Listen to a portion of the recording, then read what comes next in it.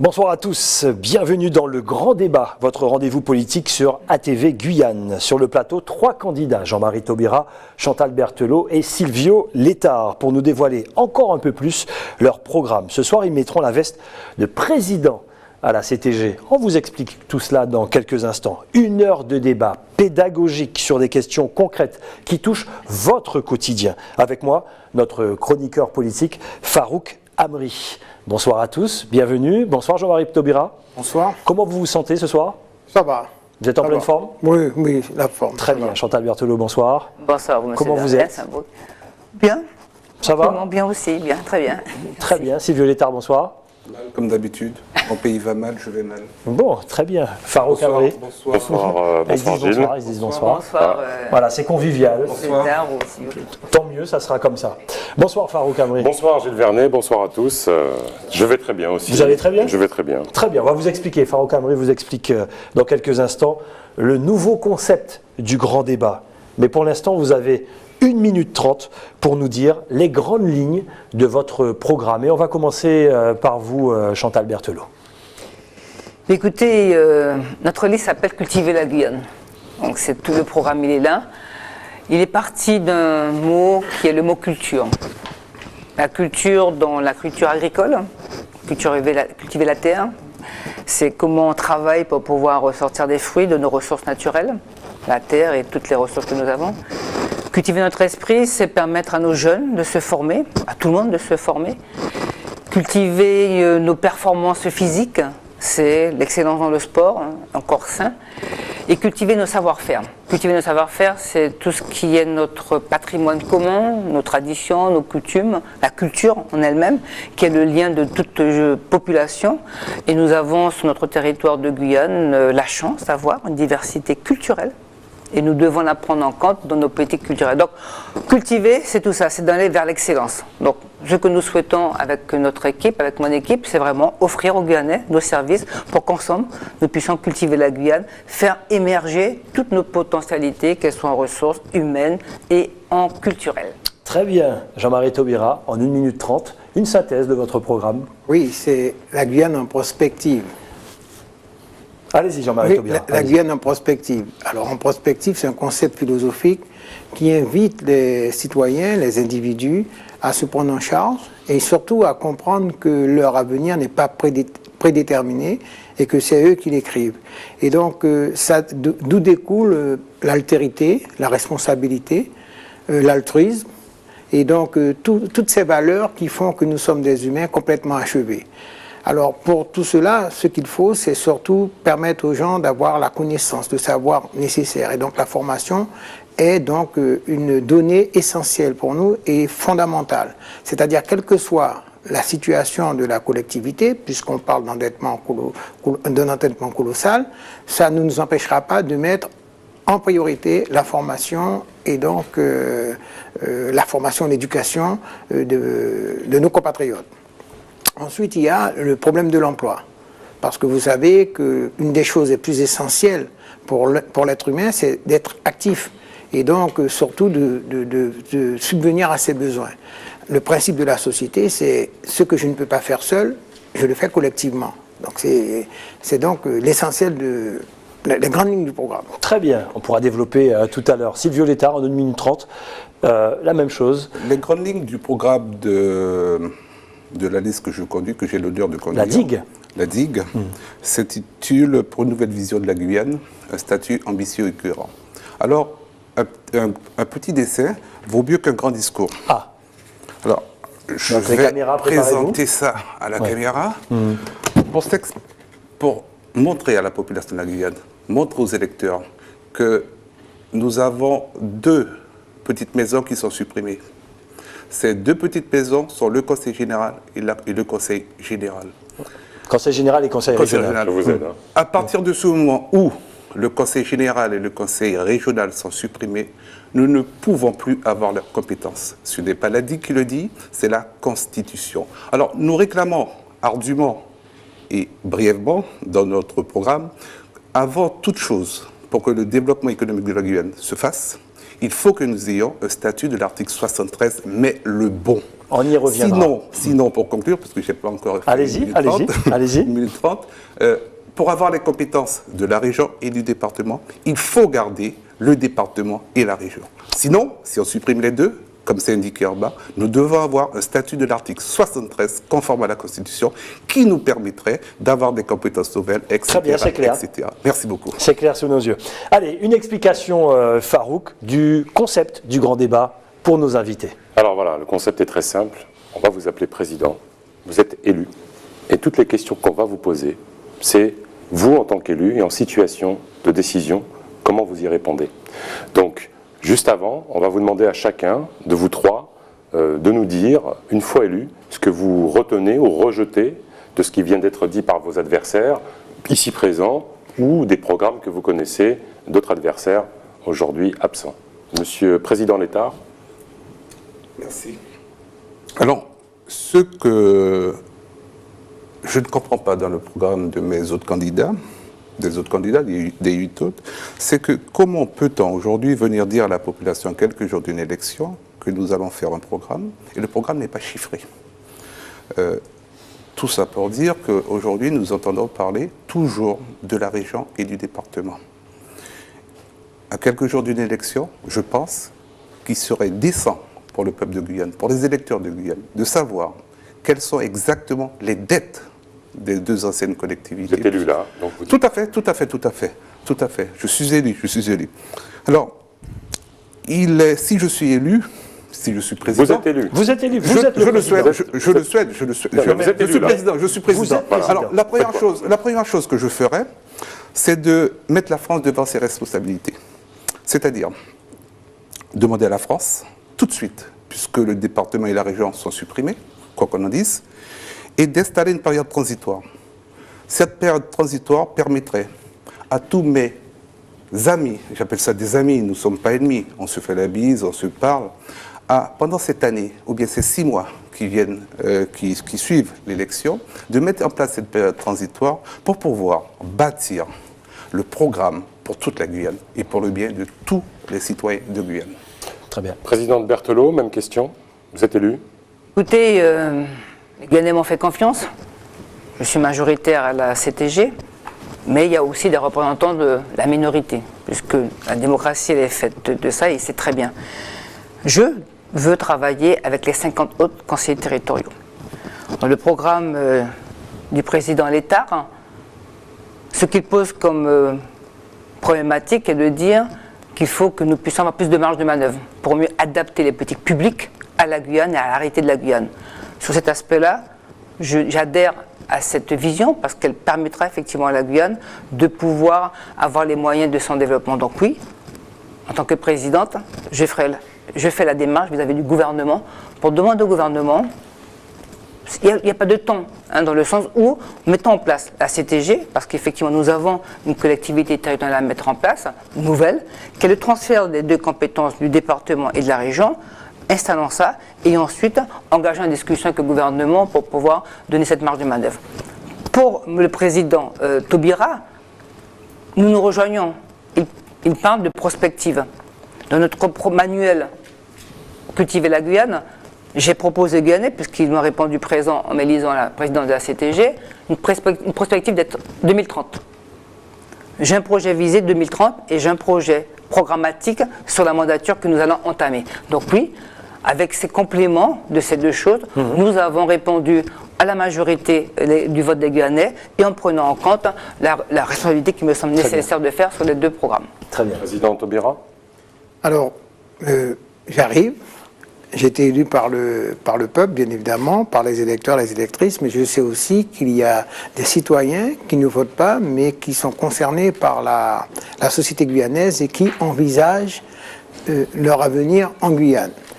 Donc, la première chose que je fais, c'est que je m'étonne que la CTG n'a pas été, préparée. Et donc, je constate qu'il y a 4 réunions sur 15 possibles, minimum, plus une réunion par trimestre.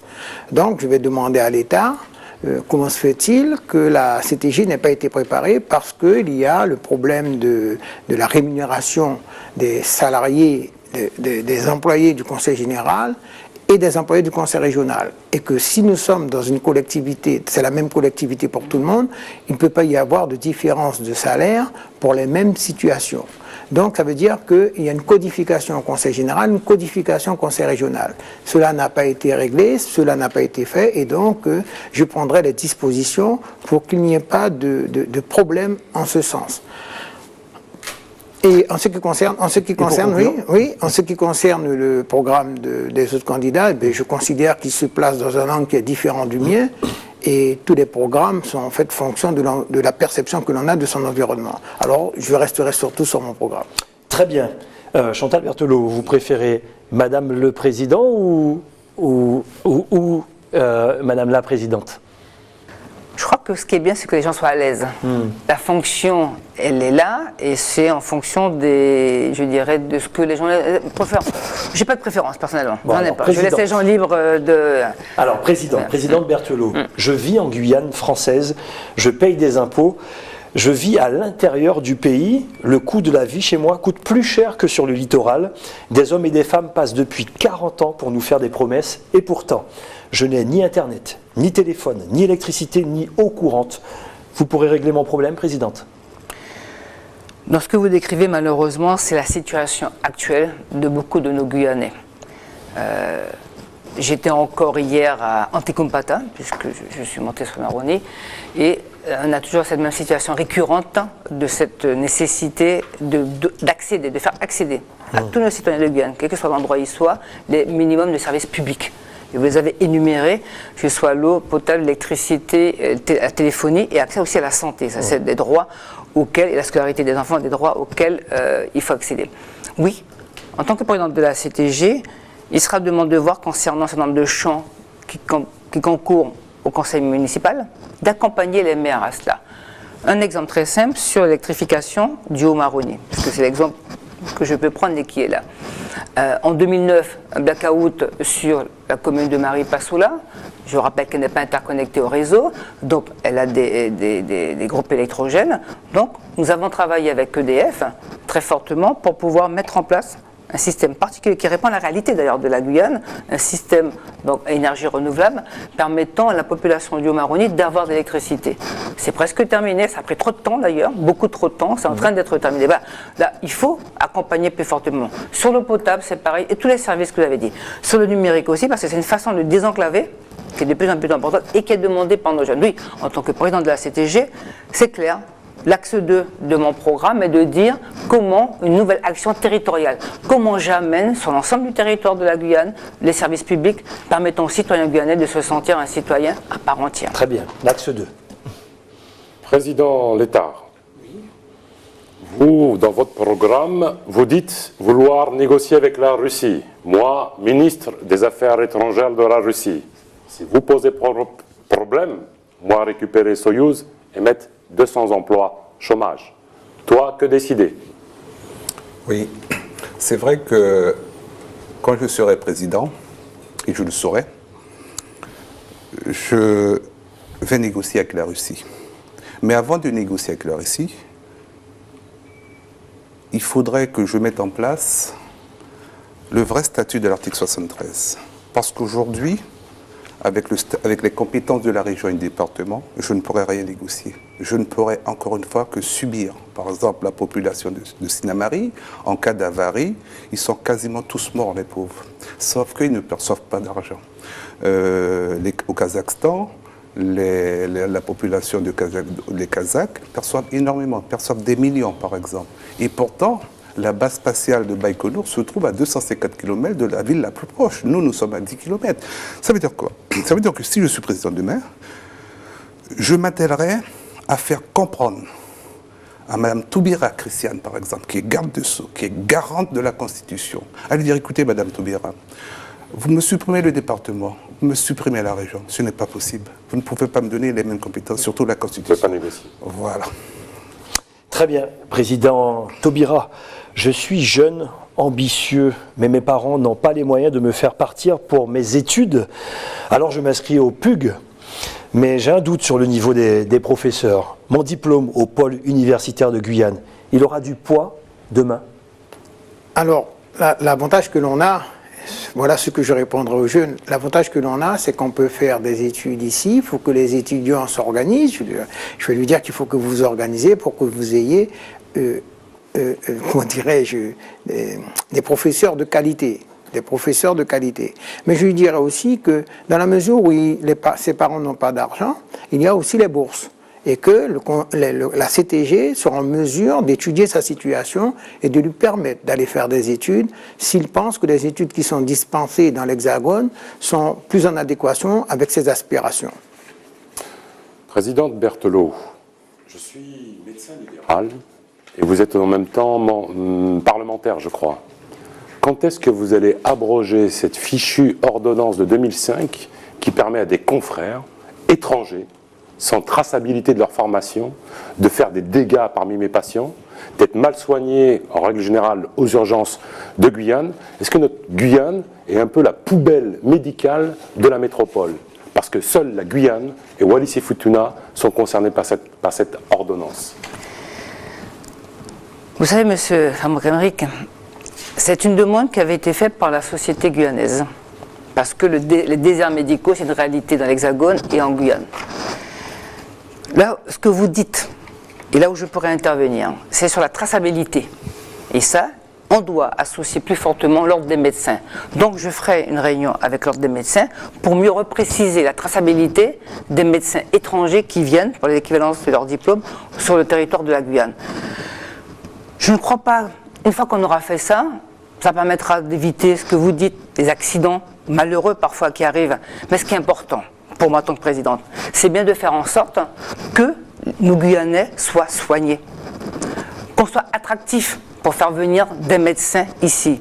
Et ce qui est plus important pour relier la question posée sur le pôle universitaire de Guyane, il faut que nous demandions que nous soyons un CHU en Guyane, que l'hôpital de Cayenne devienne un CHU à terme pour que nous ayons les premières années de formation en Guyane et que nous incitions les Guyanais à faire cette formation. Deux choses, les bourses, oui. Nous devons préciser les métiers en tension chez nous. Et il faudra. Et on le verra avec la commission des affaires d'enseignement de bourse pour pouvoir inciter nos jeunes, donc être attractifs, c'est-à-dire mettre des bourses supplémentaires pour faire que nos jeunes prennent ces formations en charge. Vous savez que c'est très long et que pour certains parents, c'est vrai que c'est excessif. Donc nous devons, la collectivité, la présidente que je suis, inciter nos jeunes à prendre ce type de carrière et les accompagner pour des bourses adaptées à ces formations. Alors n'hésitez pas, si vous voulez rebondir sur la même question, vous avez la parole, c'est un débat, donc aucun problème. Président Létard, j'habite la piste Tarzan et je subis des coupures d'électricité en permanence. Les agents d'EDF me disent, c'est pas eux. Et je n'ai plus de réfrigérateur, plus de télé, je ne suis pas riche, personne ne peut m'aider. Qu'est-ce que vous pouvez faire pour améliorer mon quotidien? La chance de la Guyane avec ce changement de statut, c'est qu'il y aura un seul décideur. C'est-à-dire il y a du bon de ça, il y a du bon. C'est-à-dire ça sera un interlocuteur fort. Mais par contre, il faut qu'il y ait des inconvénients. Il faut que cet interlocuteur fort, moi je suis président, je ne dois pas être un président dictateur. Mais par contre, pour répondre à votre question, puisque ça sera un homme fort, il sera unique, je dirais même, je vais faire en sorte que l'économie de Guyane, que la Guyane ait davantage de retombées pour qu'on puisse vraiment mettre à la disposition des gens de ce pays de l'électricité comme partout en France. Mais le problème des coupures aujourd'hui qui n'ont pas de réponse, ça voudrait dire que le droit n'est pas respecté. Ça va être pire demain. Tout à fait. Ça veut dire que le droit n'est pas respecté. Parce que lorsqu'on a un matériel qui est coupé, l'EDF connaît la situation. Le directeur d'EDF connaît, Paris connaît. Mais simplement, on laisse pourrir la situation parce qu'on n'aime pas faire les démarches, parce qu'on n'a pas d'argent pour faire les démarches. Donc la situation pourrisse. Il faut que l'état de droit se rétablisse en Guyane. Président. Vous voulez rebondir peut-être là-dessus? Oui, parce qu'en fait, pour compléter ce que dit le président Sylvio Létard, c'est important parce qu'en fait, c'est la politique énergétique qui est en cause. Et la manière dont on a abordé la politique énergétique juste aujourd'hui, c'est une manière assez cavalière. Pourquoi? Parce qu'on prend en considération des données d'aujourd'hui. Or, la Guyane est en sous-activité. Donc si vous prenez le taux de croissance, par exemple, d'aujourd'hui, et que vous projetez pour l'avenir, Mais ça ne va pas marcher. Parce que si moi, par exemple, je décide de donner un gros coup de fouet au développement économique, ça ne sera pas un taux de croissance de 3%, mais peut-être 10%, 15%. Or, je veux dire que le problème de l'énergie va se poser sérieusement. Or, l'énergie, ça se pose sur deux axes, l'axe de l'offre et l'axe de la demande. Donc, les coupures intempestives que nous avons, ou encore, je veux dire, les coupures qui génèrent des dégâts chez les citoyens, sont inadmissibles. Et donc, il y a un problème sérieux au niveau de la politique énergétique en Guyane. Présidente Berthelot. Et ensuite, on pourra poser une question. C'est pour ça que la présidente que je suis, deux façons de voir pour rejoindre tout le monde. L'urgence énergétique. Il faut absolument forcer l'État. C'est l'État qui doit faire l'appel à projet pour renouveler les thermiques à Déradécane. C'est prévu, mais il faut que ce soit mis dans le PPE, plan pluriannuel d'électricité. Bien sûr, forcer l'État à respecter ses engagements, absolument. Deuxièmement, ce qui n'est pas prévu, il faudra le mettre dans la PPE, c'est un TAC sur Saint-Laurent-du-Maroni pour rejoindre la préoccupation du président Taubira. L'urgence énergétique, elle est là. Maintenant, derrière, les filières de pouvoir faire de l'énergie renouvelable, la biomasse, on est sur l'hydraulique au fil de l'eau, on est sur le solaire, etc. Mais ce qui est important, c'est vraiment ces deux pieds-là, et que dans la PPE, en tant que coprésidente, puisque je copréside la PPE avec l'État, c'est d'obliger l'État à accepter ça et aller dans ce sens-là. Ça me paraît très important. Très court. Oui, très court. Oui. Je suis tout à fait d'accord avec la présidente Chantal Berthelot, parce qu'elle dit que c'est-à-dire la ressource électrique en Guyane n'est pas en adéquation avec la population. Mais nous, à la DIG, nous disons, c'est pas forcer l'État, c'est simplement dire à l'État, écoutez, mettez en adéquation, mettez en conformité ce statut de l'article 73, et comme ça, nous aurons des compétences et on pourra valider. On y reviendra, ne vous inquiétez pas. Président Taubira, j'ai entendu les programmes de vos adversaires, vous êtes fraîchement élu, félicitations, je suis le préfet de Guyane. La mère patrie, la mère généreuse, verse à la Guyane 2,5 milliards d'euros et reçoit en retour, bon an, mal an, 250 millions, 300 millions d'euros. Vous savez qu'on n'a plus d'argent. Bon, comme par rapport à votre programme, vous avez dit que vous alliez établir de nouvelles relations avec l'État, j'ai entendu forcer, je vais vous donner 50 millions, puis je vais vous dire d'aller jouer aux billes. Sinon, vous allez faire quoi? Je vais dire au préfet qu'il se trompe de personne. Peut-être que longtemps il a parlé comme ça aux élus et qu'aujourd'hui il faudrait qu'il parle différemment aux élus. C'est la première chose que je dirais. Puis je lui dis que qui veut du respect s'en procure. Ça, c'est la première chose. La deuxième chose, je vais dire au préfet qu'il faut peut-être que l'État pense à harmoniser le temps présidentiel, le temps gouvernemental et le temps préfectoral. Parce qu'aujourd'hui, si vous êtes là depuis 2 ans, il vous reste 1 an à faire. Et c'est un autre préfet qui viendra. Et en fonction du travail qu'il va faire, il risque de partir tout de suite. Ou sinon, il reste encore 3 ans. Il restera 1 année, on va nous donner un nouveau préfet. Vous faites quoi? Donc je lui dis que, monsieur le préfet, je vais vous rappeler que la France, c'est 542 000 km² de superficie, que vous êtes la 2e puissance. Je connais tout ça, je vous donne rien. Qu'est-ce que vous faites? Qu'est-ce que je fais? Je lui dis que je verrai avec la population pour savoir si elle accepte d'être humiliée de la sorte. D'accord. Tout simplement. Oui. Très bien. Présidente Berthelot. Quelqu'un veut rebondir? Présidente Berthelot. Allez-y, allez-y. Non, mais la parole aux dames. Moi, je voudrais savoir comment on force l'État. Présidente Berthelot. C'est pas, non, dans le thème forcé, monsieur Amric, vous avez rebondi dessus. Non, on force pas l'État. Amric. Non, il n'y a pas. Quand j'ai dit forcé, c'est dans la PPE. Non, mais on parle de façon générale. Non, d'accord. Donc, comme c'est moi qui ai dit le verbe, c'est pour ça. Je veux bien rétablir les choses. Permettez-moi de vous dire que votre question, elle n'a pas lieu d'être. Elle n'a pas lieu d'être. Pourquoi? Je ne sais pas si je vais dans un autre territoire de l'Hexagone, on dit que l'État donne tant et ça ramène tant. Et si on veut calculer exactement ce qu'apporte la Guyane à l'État, on peut le faire. C'est pas 250 millions.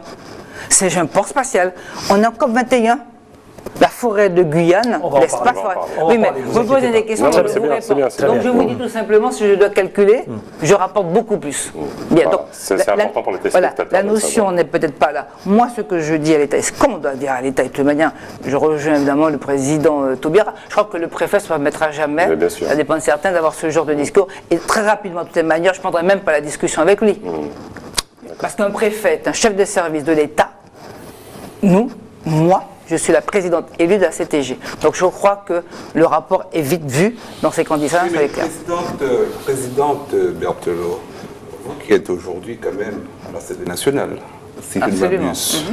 C'est-à-dire c'est honneur de représenter une partie de la Guyane à l'Assemblée nationale. Une partie de la Guyane, je représente une partie de la Guyane à l'Assemblée nationale. Tout à fait, mes respects. Donc, pour poser la question suivante, vous qui êtes garante aussi des lois, comment vous considérez que la loi qui a été faite en 2011 ne soit pas conforme à la Constitution? Parce que la Constitution vous dit quand même clairement, c'est l'Assemblée unique pour garder un département et garder une région, c'est l'Assemblée unique. On doit garder le département, on doit garder la région. Comment aujourd'hui vouloir dire qu'on va se battre avec l'État et or on a un outil qu'on n'arrive même pas à rendre conforme? Vous qui êtes femme de l'État, Président Berthelot. pourquoi ce silence de l'État? Tous les textes de loi sont vus après au regard de la Constitution. Il n'y a pas d'inconstitutionnalité sur le texte régissant la mise en place de la CTG, ni pour la Guyane et encore moins pour la Martinique. Donc, si je peux rassurer le président de l'État, je lui dis tout simplement qu'il n'y a pas d'inconstitutionnalité sur ce texte-là. Parce que c'est systématique. Une loi votée est vue au regard de la Constitution. Par contre, la question qui est posée, elle n'est pas sur la constitutionnalité. Elle est sur de dire, lorsqu'en 2010, la consultation de la Guyane était de dire, effectivement, rappelez-vous la double question. Première question, article 54. Les spectateurs veulent la première question, d'abord sur un statut, et deuxième question sur une assemblée, effectivement, unique, sur département-région. C'était le terme inapproprié, en fait, au départ. Inapproprié au départ. Donc, ce qui a permis, effectivement, au moment de la loi, de dire c'est pas une assemblée unique, c'est effectivement, et c'est même pas la fusion, moi j'utilise plutôt le terme d'union de compétences du Conseil général et du Conseil régional. On va y revenir sûrement. Présidente Berthelot. Présidente Berthelot, nous sommes même pas 300 000 habitants en Guyane et le pays est vaste. Et j'en ai déjà ras-le-bol de tous ces embouteillages. Elle arrive quand cette route pour désenclaver ma cité, mon quartier, ma commune? Nous avons une situation qui, effectivement, en termes d'aménagement, qui est catastrophique pour nos concitoyens. Si peu d'habitants pourtant. C'est vrai, mais parce que, malheureusement, la densification se fait sur l'île de Cayenne, en grande partie. Voilà. Ça, donc c'est un problème d'urbanisation et d'aménagement d'un espace bien précis. La vision que moi j'ai de mon territoire, c'est qu'effectivement, on doit éviter cet exode rural auquel on assiste, des gens qui viennent sur Cayenne. Donc on doit rééquilibrer le territoire. Encore mon axe 2, une nouvelle action territoriale rééquilibrée pour fixer les personnes là où elles sont. Maintenant, j'ai une situation en tant que présidente aujourd'hui, je dois gérer aujourd'hui. Gérer aujourd'hui veut dire quoi? Effectivement, le plan de déplacement interurbain, PDMI, donc le déplacement interurbain, prévoyait depuis au moins depuis 2010 qu'on puisse effectivement avoir des travaux qui un peu permettent de faciliter, fluidifier la circulation. Je regrette aujourd'hui l'héritage que j'ai, c'est de voir qu'effectivement les travaux d'être faits plus tôt sont faits que maintenant, c'est-à-dire la voie sur la route de Matoury, à Caramel.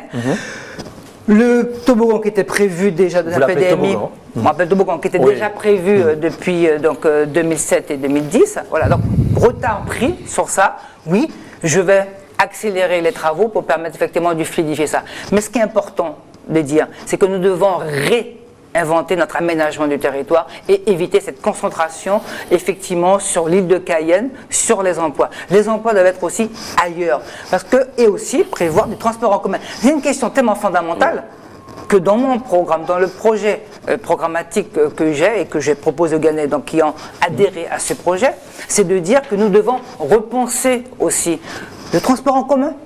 Parce que s'il y a des véhicules dans l'embouteillage, c'est qu'il y a des transports en commun. Il n'existe pas, du transport en commun. Nous devons avoir du transport en commun. Tout route n'est pas la solution et il faut absolument développer le transport en commun pour deux choses. Parce que regardez un petit peu la situation de nos compatriotes quand ils vont travailler. Alors que nous partageons tout ça autour de cet espace. C'est l'horreur en termes d'embouteillage, mais presque, j'aurais vous dire, que ça coûte plus cher d'aller travailler en transport, en déplacement, que le taux horaire du SMIC. On est entre 8,5 et 9 euros. 9,61. Donc à partir du moment où vous prenez votre voiture, l'amortissement de tout ça, et que vous passez 1 heure dans les embouteillages, ben malheureusement, voilà la situation. Donc la situation qu'on irrite, et que j'irrite malheureusement, c'est que effectivement les travaux prévus n'ont pas été effectués. Très bien. Alors c'est vrai qu'il fallait développer, mais attention à votre temps de parole, vous dépassez. Voilà. On va poser plusieurs questions, peut-être pour rattraper. Président Létard, j'ai entendu vos adversaires parler de financement, d'accélération des routes. Vous, moi je suis banquier, et depuis que vous avez refusé de payer les dettes du Conseil général et du Conseil régional, plus aucune banque ne veut nous financer ici en Guyane. Comment on va faire pour dégager de la monnaie? Mais justement, c'est pour ça que j'insiste énormément et j'insisterai encore, si j'arrive au pouvoir, pour expliquer à la... Vous êtes au pouvoir. Et on n'a plus d'argent dans l'économie. Non, mais ce n'est pas possible, ce n'est pas possible. Vous savez pourquoi? Je viens d'entendre la présidente Berthelot dire que le statut que nous avons hérité, c'est très bien, on ne peut rien faire. Mais je rappelle qu'avec ce statut, avec les mêmes compétences, on ne peut rien faire. Donc, il faut, j'arriverai, j'arrêterai le Conseil général. Je ne suis plus Conseil général, je ne suis plus région. Vous ne pourriez pas me contraindre, par exemple, vous, Monsieur Farouk, c'est ça? Monsieur Farouk, c'est pas grave, j'ai l'habitude ici. Monsieur Farouk, je ne suis pas encore président. Monsieur Farouk, vous êtes mon comptable, vous êtes mon directeur financier. Nous arrivons dans une situation propre et vierge, dans une nouvelle entité. On fait table rase du passé. Attendez. Vous arrivez dans une nouvelle collectivité. Je vous dis d'inscrire sur le budget les dettes de M. Vernet, les dettes du Conseil général, les dettes de la région sur le budget prévisionnel. Tant qu'il n'y a pas les dettes de M. Taubira, ça me va. Oui, du président Taubira, non, c'était la métaphore. Je suis tellement modeste et tellement économe que certainement voilà. je n'aurai pas de En dette. plus, il connaît la comptabilité. Donc, moi, président, je ne vais pas laisser mon directeur financier inscrire sur son budget prévisionnel des dettes qui ne sont, je ne sais pas, ce n'est pas possible. D'accord. On reprend sur monsieur... Très bien, Président Létard. Président Taubira, nous sommes en Guyane, il y a de la place dans notre pays. Je vais à la campagne pour avoir un lopin de terre. Pas de chance, on m'offre de grands immeubles à la place. À ce prix-là, valait mieux que j'aille habiter dans une banlieue parisienne. Quelle est la solution pour moi? Mais je vais vous dire que la première chose, c'est que nous devons nous battre pour acquérir le foncier. Parce que c'est en acquérant le foncier qu'on pourra faire des choses. Et je dirais aux électeurs, vous m'avez élu parce que je vous ai dit que je vais mettre l'État devant ses responsabilités. Et là, je vais dire qu'il nous faut faire des pénétrantes. Parce que pour aller à la campagne, on ne se met pas une sorte de délice sur le dos et puis qu'on va à la campagne. Il faut faire des pénétrantes pour pouvoir réduire les coûts de la construction. Donc, vous me dites que là où vous allez, il y a des maisons. C'est ça, c'est ce que vous dites? Je veux une maison. Oui. Je vais à Macoria, je vois des immeubles. Oui. D'accord. En Guyane. Oui. Mais oui, c'est de la folie douce. Voilà. C'est de la folie douce. Donc on va dire que bon, ça c'était une forme d'urbanisme. Nous allons changer. Dorénavant, nous allons discuter avec les architectes pour qu'ils puissent nous proposer des choses adaptables à notre environnement. Et non seulement nous allons discuter pour que les choses soient adaptables, mais nous allons dire comment nous voyons la construction avec l'isolation des maisons, de façon à ce qu'on n'ait pas ce gaspillage d'énergie. Parce que tout ça, ça rentre dedans pour pouvoir diminuer le coût de la construction. Donc nous leur dirons que voilà, nous sommes là pour 6 ans. Donc nous verrons avec les sociétés immobilières, parce que ce n'est pas la CTG qui construit les immeubles. Hein. Donc nous verrons avec... Vous impulsez. Oui. Même pas. Non, même pas. Parce qu'en fait, ce que nous apportons, c'est la garantie. C'est sur ça que nous pouvons jouer. Nous disons que nous apportons notre garantie que si le mode de construction est respecté, si on fait des économies, donc là, on est dans la demande d'énergie, si on fait des économies là-dessus, à ce moment-là, on pourra envisager une garantie. Mais si vous ne faites pas ça, nous allons d'abord vous demander la décomposition du prix de la construction pour que nous puissions voir qu'est-ce qui justifie le niveau des loyers et donc on fait des gestes en perturbe le président Taubira. Oui, Farouk. Le niveau des loyers, parce que l'aide au logement ne doit pas être l'arbre qui cache la forêt. Vous voulez rebondir là-dessus, Bien Président sûr, Létard? bien sûr, bien Allez-y. sûr. Donc, ça veut dire qu'aujourd'hui, je serai président et je vais poser d'emblée la problématique du foncier en Guyane. Puisque nous avons des logements très chers, parce que le foncier en Guyane n'est pas accessible. Par exemple, vous voulez un bout de terrain, moi je suis chef d'entreprise en création d'entreprise, je cherche un bout de terrain depuis 8 ans, je n'en trouve pas. Ça veut dire que nous n'avons pas la clé de cette compétence. C'est pour cela encore que je dois mettre, dès que j'arrive au pouvoir, la clé de cette problématique, c'est-à-dire demander, exiger des compétences nouvelles pour la simple et bonne raison que le statut qui est là n'est pas constitutionnel. Bien. Présidente Berthelot, bravo. Vous avez réussi à décloisonner le foncier en Guyane. Vous avez permis à de nombreux jeunes Guyanais de s'installer. J'ai vu que vous avez offert 500 hectares à 500 familles pour le prix d'1,5 € le mètre carré. Mais le problème, présidente Berthelot, c'est qu'il y a 2 ans, alors qu'ils sont à 200 mètres de chez moi, j'ai acheté ce même terrain 30 € le mètre carré. Donc vous avez bousillé mon capital. Qu'est-ce que vous allez faire pour me compenser? Alors d'abord, je ne ferai pas ça. J'espère bien. Je ne ferai pas ça. Et je ne l'ai pas fait, je ne le ferai pas. Parce qu'en tant que présidente, je souhaite une équité, un traitement équitable.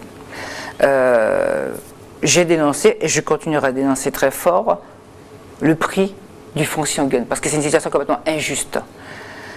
Après, il y a plusieurs types de fonciers. Attention, ton parole. Ah oui, on a plusieurs types de fonciers, excusez-moi. On a plusieurs types de fonciers. Je me parlais des familles, ça veut dire que c'est pour le logement. C'est plus simple. Si c'est pour le logement, c'est des lotissements, du foncier aménagé pour construire un logement. Donc là, c'est des opérateurs, comme disait le président Taubira, c'est des opérateurs immobiliers qui font ce chose. En tant que présidente de la CTG, par contre, je vais favoriser effectivement qu'on ait du foncier aménagé pour réduire le coût par rapport au coût actuel qui est surtout sur l'aménagement.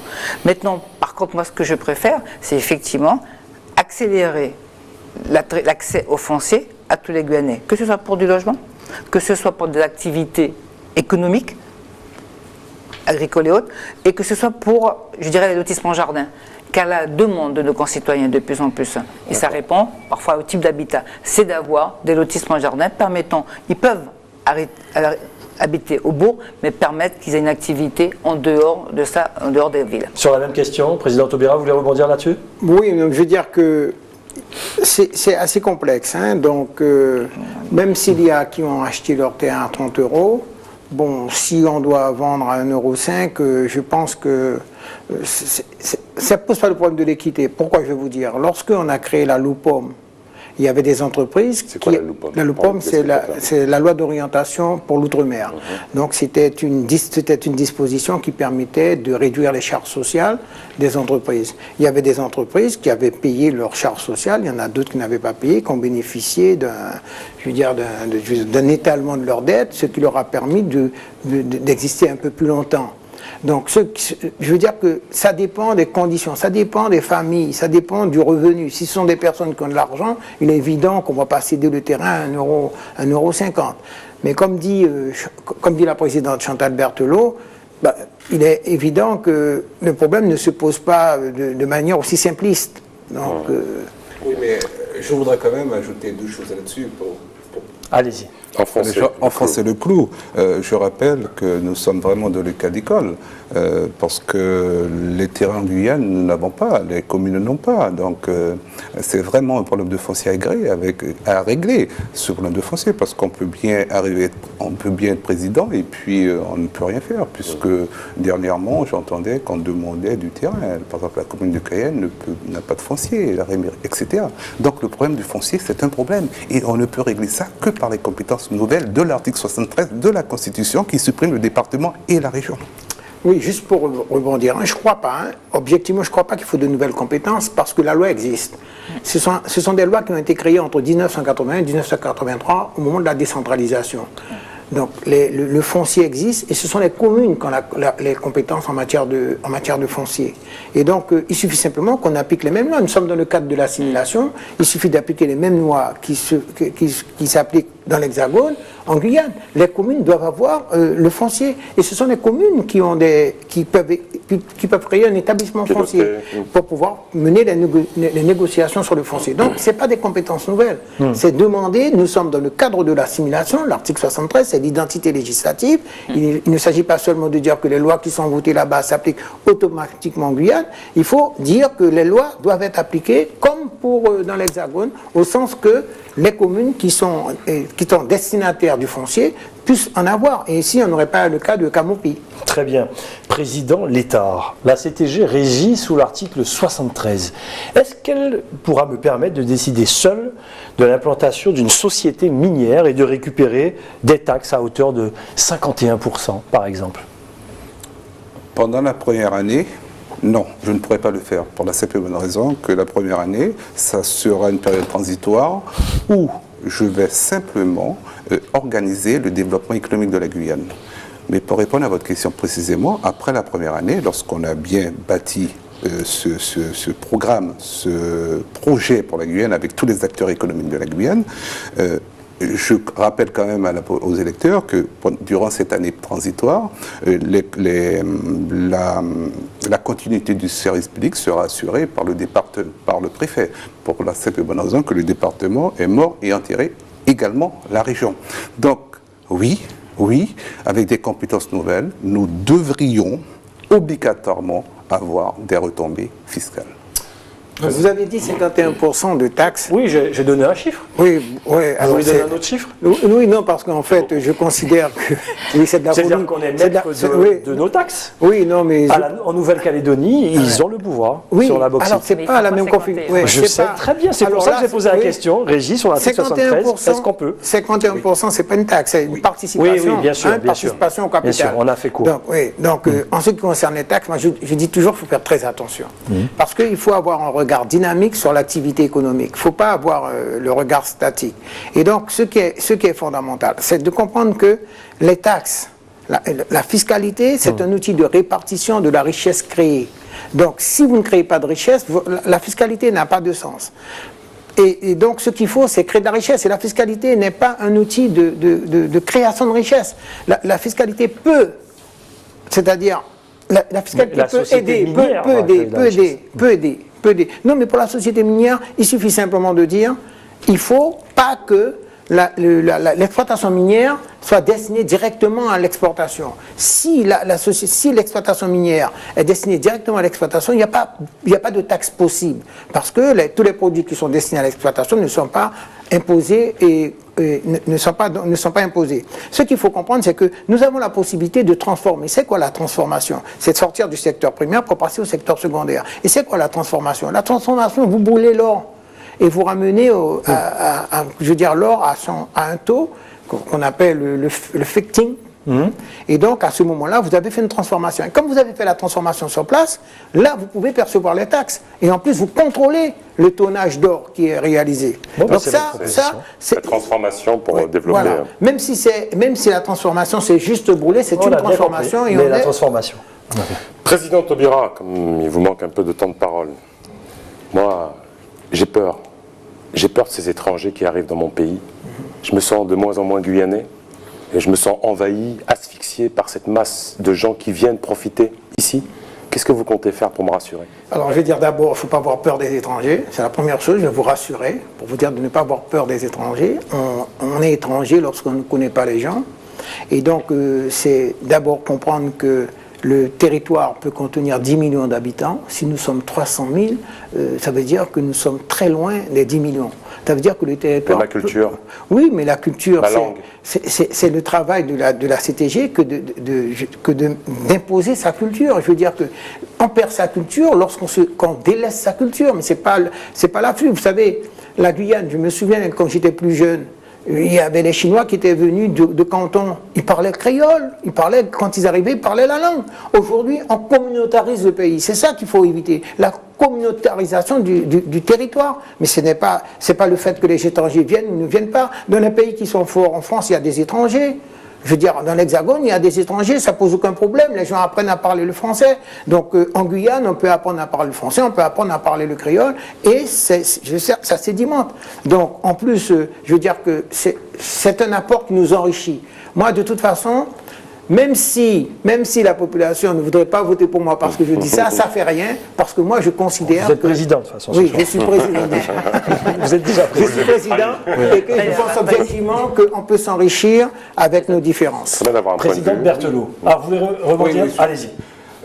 Non, tout ça pour rebondir sur ce qu'a dit le président Toubira. Dans la question de M. Farouk, le mot étranger me gêne. Le problème, ce n'est pas l'étranger, parce qu'on est tous étrangers quelque part. C'est un dicton qui est repris par beaucoup de grands philosophes. Le problème qui se pose en Guyane, c'est que quand je serai président, je vais installer les frontières à la place des frontières. Plus de frontières à Kubo, plus de frontières à Regina. Installer les frontières au niveau des frontières. Ça veut dire quoi? Ça veut dire que pour rentrer sur le territoire de la Guyane, il faut être autorisé. Un étranger peut très bien venir, il est autorisé, il est admis. Mais ce qui se passe aujourd'hui, c'est qu'il n'y a pas de frontières. Comment vous faites avec les frontières perméables? Pour mettre des gardes-frontières? Écoutez, il y a ce qu'on Ça fait appelle... beaucoup, hein. Écoutez, mais ça sera le rôle, justement, de cette nouvelle collectivité. Non, pas du tout, Se c'est donner... une compétence de l'État. Non, non, mais tout à fait, tout à fait. Mais compétence de l'État, cette il faut faire collectivité, l'État vous dit, je n'ai pas de moyens. Alors, on fait quoi? On attend toujours. Non, non, non, justement, je suis président, je vais prendre mes responsabilités en disant, il y a un problème. En effet, avec ces gens qui rentrent sans autorisation, mais je répète, un étranger peut rentrer avec une autorisation. Vous allez bien au Suriname, vous allez bien au Brésil, mais vous êtes autorisé à y aller. Président Létard, avec une petite pirogue sur le Maroni, je rentre en Guyane en 5 minutes. Hein. Tout à fait, je Faut- confirme, mais c'est mettre pas des- normal. mettre- Ce n'est mettre pas des gendarmes normal. partout. Mais ce n'est pas normal. Tout à Président de Berthelot, je suis maire d'une commune avec une démographie exponentielle. Il me faut un collège, un lycée, sinon les enfants n'iront pas à l'école. Qu'est-ce que je fais? Je les laisse sur le bord de la route? Tout d'abord, la compétence me revient de construire un collège et un lycée. Et à ce maire, je répondrai la chose suivante. Nous sommes tous conscients que c'est une priorité en Guyane, qui est de scolariser nos enfants. La première chose à ce maire, je dirais que je l'accompagnerai dans la construction de ces écoles primaires. Puisque s'il y a des collèges et des lycées, il faut des écoles primaires. Donc il faut, la première scolarité, elle est sur l'école primaire. Le collège et les lycées, je répondrai là-dessus présente. Par contre, le partenariat que je souhaite avec ce maire, avec tous les maires de Guyane, c'est qu'ils puissent avoir un vrai partenariat sur le foncier. On revenait à l'heure dire que les maires ont le foncier, et c'est vrai que les maires mettent à disposition de la présidente de la CTG que je suis le foncier nécessaire pour construire les collèges et les lycées. Une précision là-dessus, en prospective. Bien sûr qu'en tant que présidente, je vais assurer ma contractualisation, ma contrepartie sur le contrat de plan interrégional et des fonds européens pour la construction qui est prévue à l'heure actuelle, aujourd'hui, des collèges et des lycées. Sauf que, en prospective, en 2030, j'ai besoin d'avoir 9 collèges et 9 lycées. Parce qu'effectivement, il faut jusque-là des enfants. Les chiffres, éducation nationale, mais c'est faire aucun bruit. Je ne suis Je ne pas encore... sais pas comment vous les financez, mais bon, c'est... Si, je vais vous dire comment je les finance. Alors, allez-y. Vous savez, Ça fait Faites court, faites court parce qu'après on va c'est vous pas punir grave, mais du c'est temps pas de grave, parole. mais parce qu'il y a des Non, non, sujets. c'est- Ce sujet-là est c'est un sujet important. important. Bien sûr, c'est dans votre programme. Voilà, c'est dans mon programme. Encore une fois, je rappelle comment nous avons conçu notre programme Cultiver la Guyane. Prospective 2030. Là, je vous parle à 2030. 14 ans. 2030, c'est 14 ans. Il faut, d'ici 2030, que nous puissions construire 9 collèges et 9 lycées pour scolariser mes enfants. Ça, c'est une priorité pour moi. Comment vous faites? Je suis désolé qu'il ne l'a pas fait. Comment je fais le pacte d'avenir avec le gouvernement? Oui, il est prévu dedans. Chiffre, éducation nationale, rectorat de Guyane, qui dit que c'est une nécessité. Oui, tout le monde sait que c'est une nécessité. Et Je voudrais alors, entendre la le président de nécessité, l'État c'est le Taubira pacte là-dessus, hein, d'avenir. sur certaines C'est la questions. nécessité. Le pacte d'avenir, le gouvernement, le chef du gouvernement. Moi, je m'adresse à la population de Guyane. Ils m'ont mis en tant que présidente. Le rôle à ce moment-là, ce n'est pas toujours ou de douter ou de rentrer dans une polémique, c'est d'assurer et c'est de forcer. C'est de taper du poing sur la table quand c'est nécessaire. Oui, il faut que l'État accompagne la CTG et moi en tant que présidente sur la construction de nos 9 collèges et 9 lycées. Pacte d'avenir de la Guyane, il est acté et il faut que dans cette pacte d'avenir, les moyens soient donnés pour accompagner la Très bien. démographie On n'a de pas la beaucoup Guyane. de temps Très pour bien, échanger. président. Non, mais là-dessus, non. Berthelot. On ne peut Non, pas non, non. toujours dire non. En tant que présidente, J'aurais plus trop on fait de l'exercice. Mais c'est pas grave. On ne peut pas faire un exercice et toujours douter ou dire. Il faut dire aux citoyens de Non, Guyane. on va genre beaucoup. Hein. Mais peut-être. On est presque à 1,5 milliard, mais bon. Mais oui, on a 2,3 milliards sur le pacte d'avenir, Pacte monsieur. d'avenir, on nous a parlé sur de 15 ans. l'envoyure. Mais Juste oui, une mais c'est petite parce question. qu'on est obligé taper du à un poisson. moment Alors, donné. je vais vous poser une là-dessus, question, si vous permettez, Là-dessus, et j'aimerais bien avoir aussi les réponses des autres. Comment se fait-il, Madame la Présidente Berthelot, que les promesses de l'État qui se comptent en semaines, voire en mois, en pire, en hexagone, se transforment en années pour la Guyane? Que ce soit pour le pacte d'avenir, que ce soit pour le commissariat de Cayenne, quelle foi, quelle confiance, qu'est-ce que vous comptez faire, vous, justement, pour que ces promesses se raccourcissent rapidement pour écouter Deux choses, il y a deux gouvernements. promesses, Attendez, il y a deux gouvernements. Il y a eu pendant 10 ans la droite. La gauche est arrivée en 2012. On a vu l'effet ici en Guyane. Vous avez vu quoi Avant, il y a un hélicoptère qui est arrivé, c'était attendu. Un commissariat. Mais attendez. Mais après, actuellement sur l'éducation nationale, je vous permets pas. Non, ce qui n'est pas sérieux, c'est quand vous permettez ce type de questions. Ce qui n'est pas sérieux, ce sont vos questions. Pourquoi ?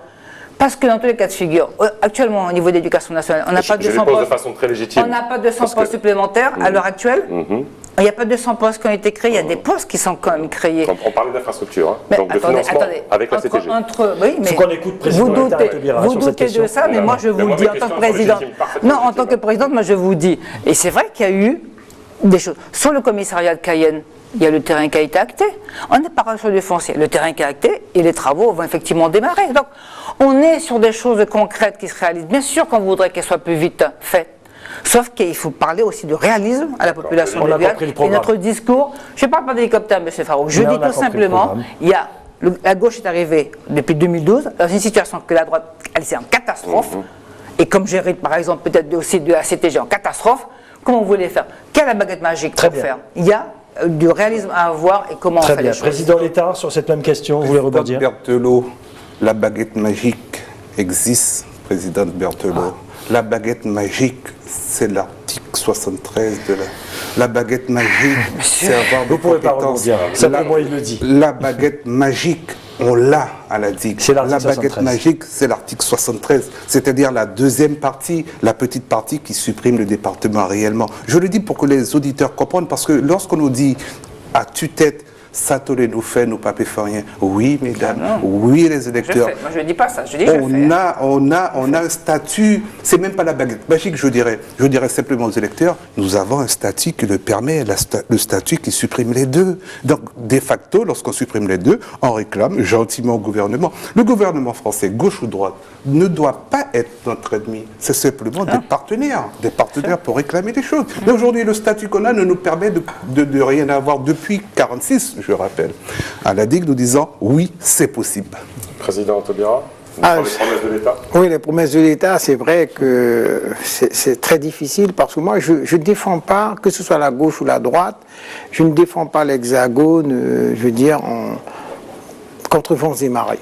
Je sais qu'il y a des réalités, l'État n'a pas d'argent, mais nous avons des ressources, nous avons des richesses. Et qu'il suffit simplement que l'État dise, soit deux choses, pour qu'on ne puisse pas croire que je fais une fixation sur l'État. Soit l'État dit, nous mettons le préfet, puisque vous avez choisi l'article 73, nous n'allons pas revenir dessus, mais nous mettons un préfet qui représente le gouvernement et qui travaille avec les élus, de sorte que vos aspirations soient, vos aspirations soient satisfaites.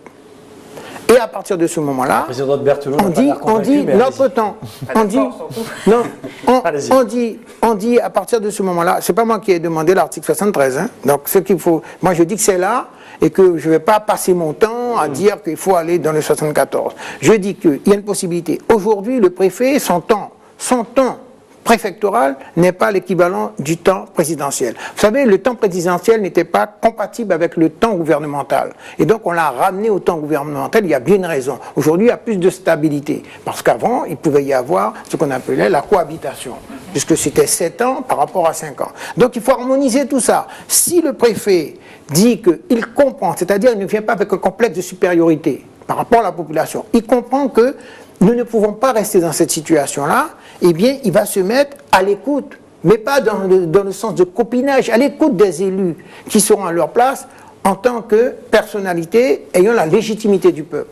Et il est obligé de tenir compte des aspirations du peuple. Sinon, c'est une contre-démocratie. C'est presque une autocratie. Et donc, nous allons faire comprendre à l'État... Convaincu, président de l'État? Oui, mais c'est tellement plus simple de demander la conformité des textes de loi.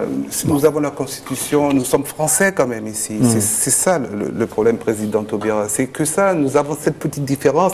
Je pense que tu vas la franchir, je te fais confiance pour ça. Non, moi, non.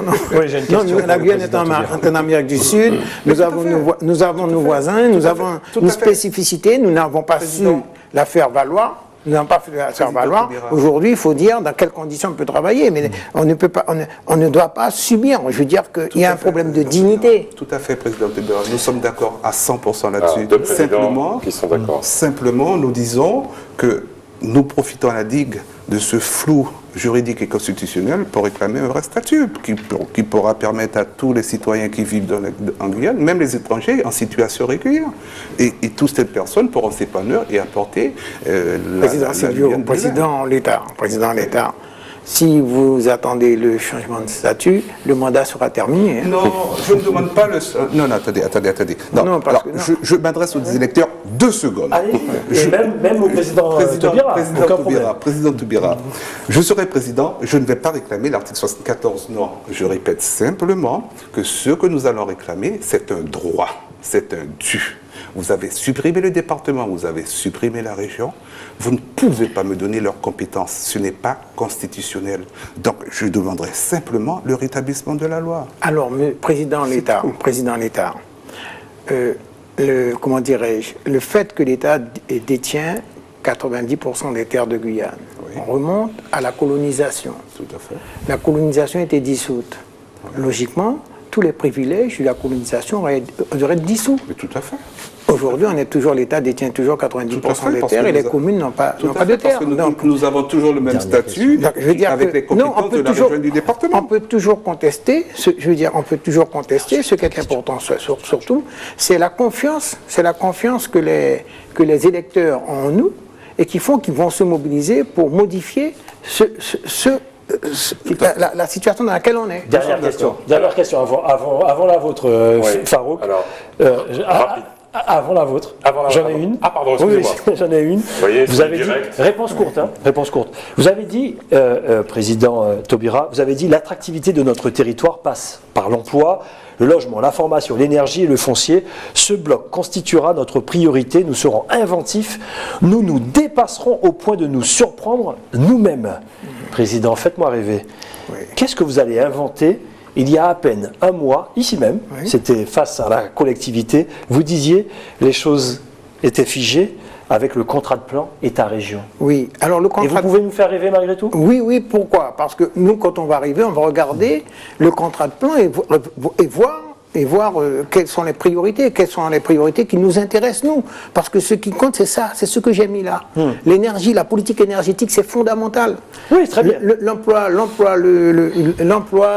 logement. Je veux dire que personne ne peut contester que c'est indispensable. Je veux dire, un territoire, la beauté d'un territoire, c'est sa faune, sa flore et l'épanouissement des gens. C'est pas faire des routes. Les routes viennent après. Si les gens n'ont pas de quoi manger, eh bien, je vous assure qu'il y aura de la violence. C'est ce qu'on vit là. Donc c'est important pour nous. Farouk Amri.